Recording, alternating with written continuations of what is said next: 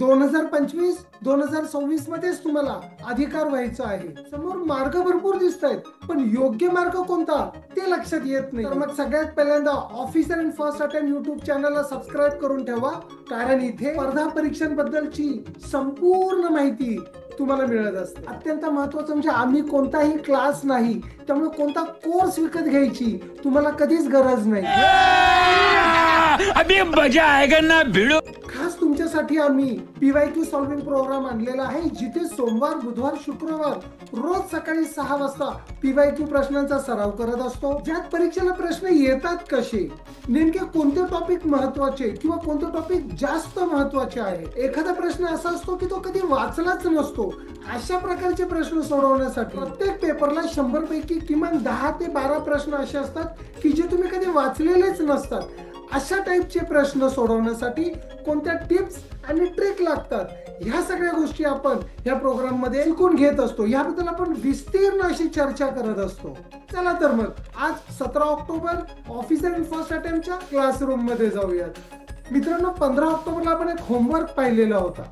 खालीलपैकी कोणाला राजीव गांधी खेलरत्न पुरस्कार 2020 ने सन्मानित करण्यात आलेले होते. मित्रांनो, 2021, 22, 23, 24 प्रत्येक परीक्षेला, मग ती UPSC असो, राज्यसेवा असो, कंबाईन असो किंवा तलाठी असो, प्रत्येक परीक्षेला राजीव गांधी खेलरत्न पुरस्कारावर प्रश्न आलेला होता.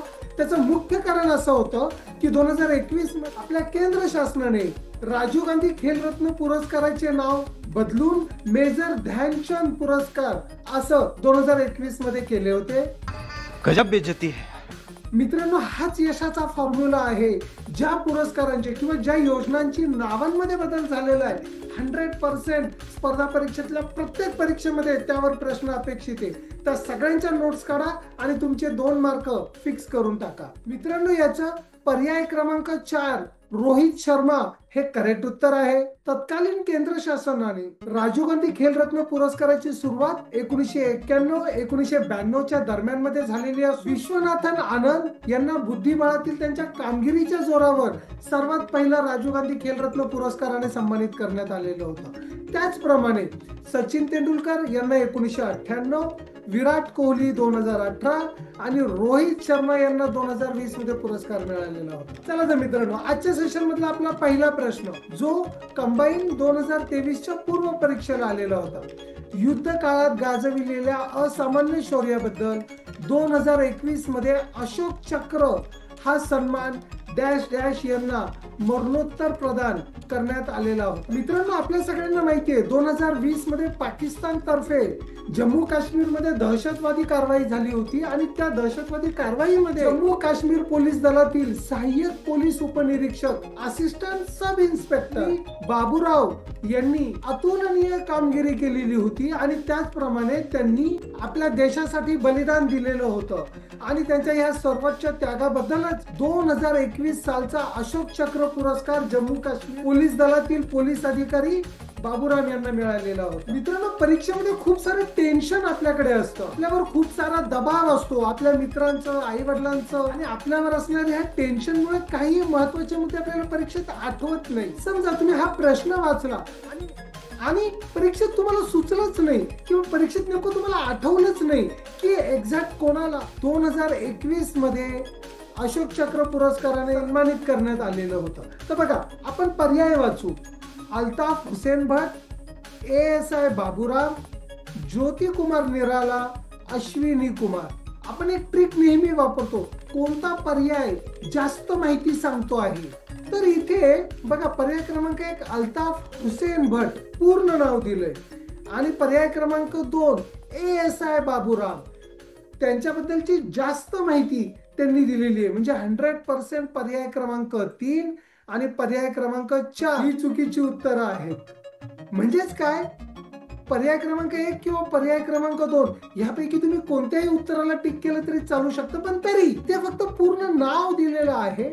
मात्र इथे त्यांची पोस्ट असिस्टंट सब इन्स्पेक्टर ही दिलेली असल्यामुळे जर मी परीक्षा देत असतो तर पर्याय क्रमांक 2 ASI बाबूराव यावरच टिक केला असतो आणि हेच आपला करेक्ट आणि बरोबर उत्तर आहे. चला मित्रांनो, आपण आजच्या दुसऱ्या प्रश्नावर येऊयात. बघा, हा राज्यसेवा पूर्व आणि कंबाईन पूर्व दोन्ही परीक्षेला आलेला विज्ञान घटकातला प्रश्न असून मेओसिस किंवा आपण त्याला मराठीत अर्धसूत्री पेशी या घटकावर आलेला आहे. पहा, मिओसिसच्या टप्प्यांचे योग्य क्रम कोणता आहे? मित्रांनो, मिओसिस म्हणजे काय तर विज्ञान घटकामध्ये ही एक विशेष प्रकारची पेशी विभाजनाची प्रक्रिया आहे जी लैंगिक पुनरुत्पादन करणाऱ्या जीवांमध्ये फक्त होत असते आणि या पेशीची दोन भागांमध्ये विभागणी होते. यालाच मेओसिस 1 आणि मेओसिस 2 असं म्हटलं जातं. आणि अत्यंत महत्वाची बाब म्हणजे या दोघांमध्ये सुद्धा 2 वेळा विभाजन होऊन सुद्धा परत त्यांच्या 4 पेशी तयार होत असतात.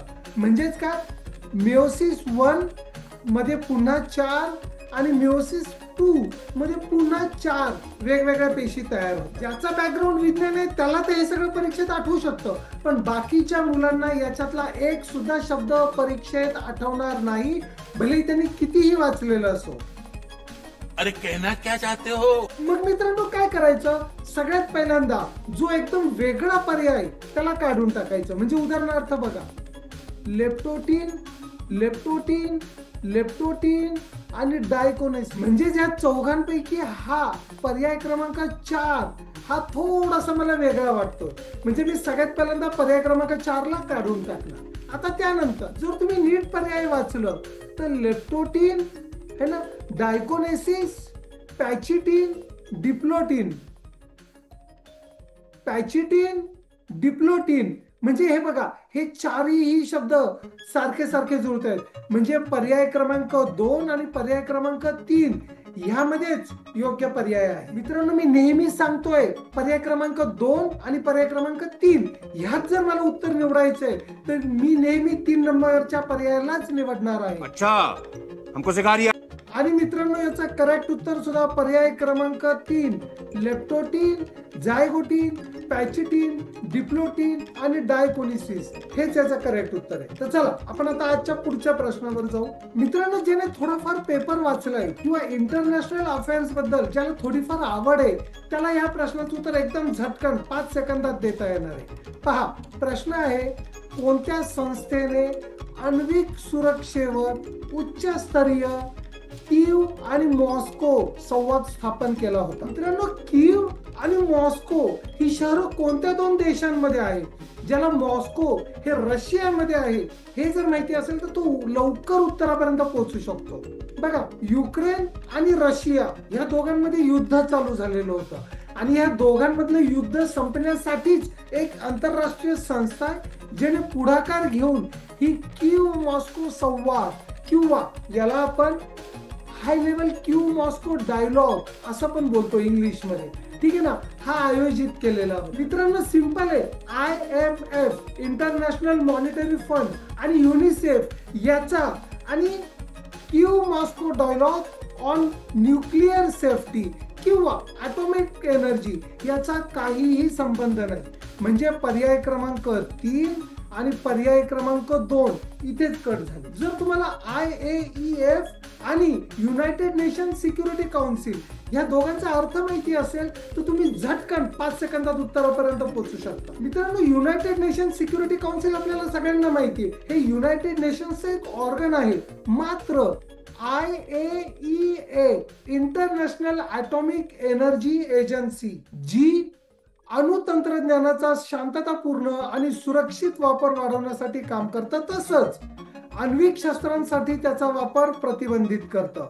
ही एक आंतरराष्ट्रीय संस्था असून 1957 मध्ये संयुक्त राष्ट्र संघाच्या प्रणालीतील स्वतंत्र संस्था म्हणून ती स्थापन झालेली असून त्याचं ऑफिस हे ऑस्ट्रियातील व्हिएन्ना मध्ये आहे. बघा, लॉजिकवर सुद्धा युनायटेड नेशन सिक्युरिटी काउन्सिल तर असणार नाही, मात्र IAEA international atomic energy agency हे ज्याचं करेक्ट उत्तर आहे पर्याय क्रमांक 1. आपण आजच्या 4थ्या प्रश्नावर जाऊ, जो की पॉलिटिकल सायन्स राज्यशास्त्र घटना दुरुस्तीच्या संदर्भात आहे. मित्रांनो, मोजून 12 ते 14 घटना दुरुस्त्या आहेत ज्यावर दरवर्षी प्रत्येक परीक्षेमध्ये प्रश्न राहतात. त्या सगळ्यांचे शॉर्ट नोट्स काढा आणि तुमचे 2 मार्क फिक्स करून टाका. समझ रहे हो? समझ रहे हो?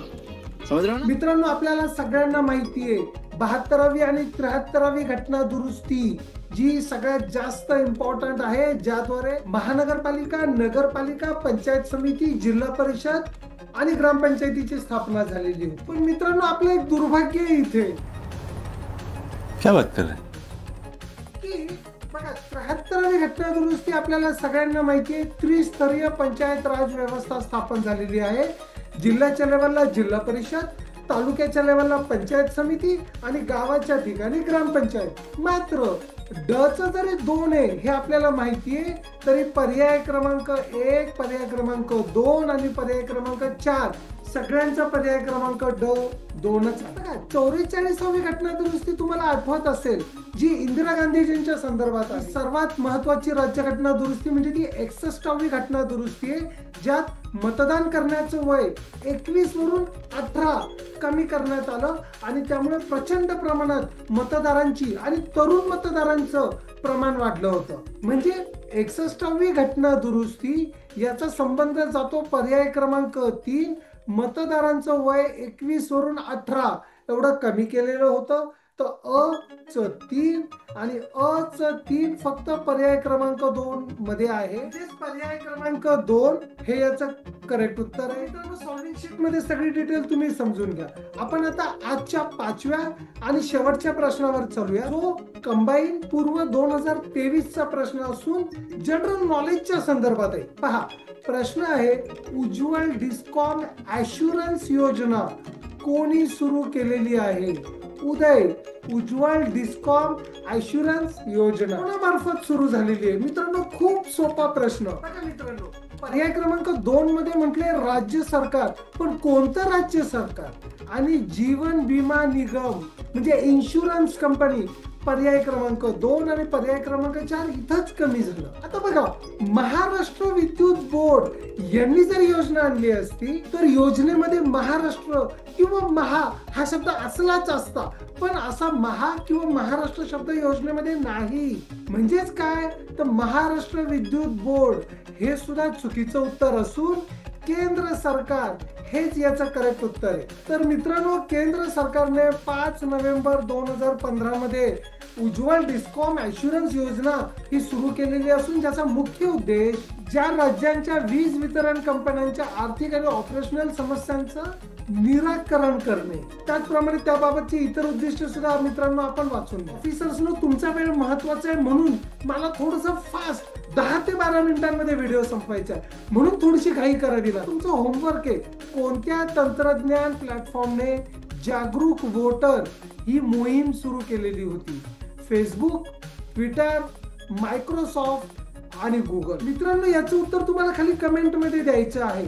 आणि समजा उत्तर जर तुम्हाला माहित नसेल तर ह्यासाठी तुम्ही कोणती ट्रिक किंवा टिप वापरू शकता त्याबद्दल सुद्धा तुम्ही खाली कमेंट मध्ये करा, म्हणजे तुमचं नॉलेज वाढतंय का हे मला चेक करता येईल. कारण तुमची क्वालिटी इम्प्रूव्ह झाली पाहिजे, हा माझा मुख्य उद्देश आहे. तर चला, आजचं 17 ऑक्टोबरचं सेशन आपलं संपलेलं आहे. आपण ऑफिसर इन फर्स्ट अटेम्प्टच्या लायब्ररीमध्ये जाऊया. ज्या प्रश्नांची उत्तरं आपल्याला आठवत नाहीयेत त्या प्रश्नांची उत्तरं देण्यासाठीची ट्रिक किंवा टिप्स ही मिळालेली असेल. मित्रांनो, कोणत्याही प्रकारचं व्यसन करायचं नाहीये. तुम्ही सुद्धा करू नका आणि तुमच्या दोस्तांना, मित्रांना सुद्धा करून देऊ नका.